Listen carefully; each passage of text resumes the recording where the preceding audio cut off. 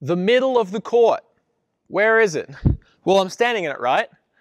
Well, technically, okay? It depends. If I'm pushed wider, okay, where I play the ball is going to really affect how much I get hurt when they hit it back to me. Stay with me here, okay?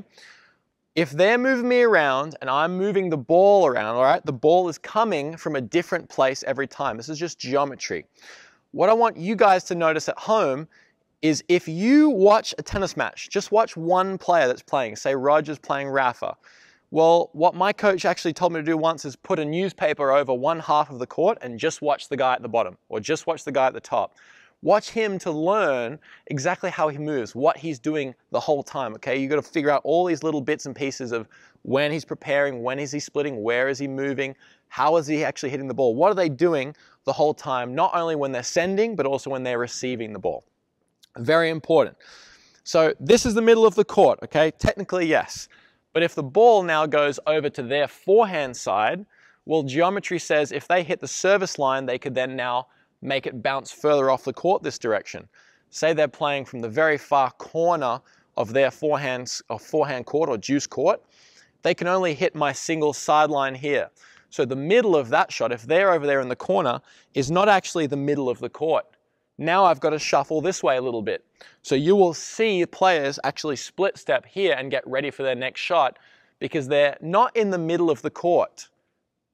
They're in the middle of where the next shot could be played. So on that example, I might go as far to this cone, okay? Even further, the wider off they go.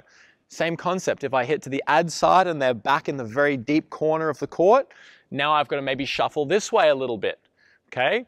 How much angle they can create off that shot is going to determine how far you go, right? So if they can't create much angle, they're a very flat player, you might just go to here. They're hitting less angle, so you don't have to cover as much court. If you're playing Rafa with a heavy spin forehand who's going to really rip you off the court, well, now you might have to get further over towards this cone and really cover more court, okay? Because that's going to be the middle of his two next shot options, okay? What I want you to really focus on this now is as you're hitting, thinking, well, what are the ways to stay in the point and make it easier for me? So in general, cross court. If you're playing cross court, it's the safest shot. The court becomes longer on the diagonal, just like you measure your iPhone, right? It's always measured on the diagonal to show you how big the screen is. Well, same thing on the tennis court. If you're playing cross court, the net now is also lower. The net's 6 inches lower in the middle than it is on the edges where the single sticks are, okay? So you've got less height to have to worry about of that net.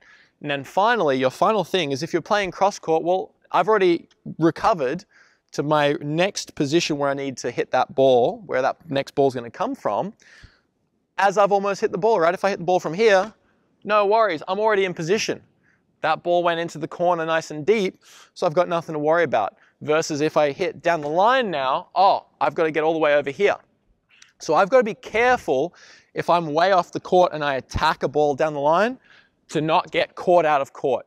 So there's really two options. If you do change down the line, maybe it's a big winner or an aggressive shot where now you've got time off a weak ball that they give you.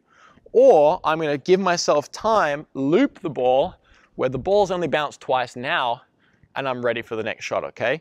So think about where the middle of the court is based on where you've hit your ball. Good luck. Bonus. All right, the best drill to practice this is just simply play cross court with the doubles alley as part of the court. So you're playing singles cross court, all you're doing is feeding in and playing out the point. But what I want you to try and cover is now the more angle you hit, the more angle they might hit. Okay, so if you come to the net in this game, you might almost be covering the middle. If you hit them very deep, then you might be covering more back here, okay? So it depends where you're setting the point. Play cross court and you'll feel how much court you need to cover, especially if you come to the net. You might almost be off the court if they've got that short angle ball that you might have given them, and that's actually in the middle of their next best shot. Good luck practicing that and feel those angles.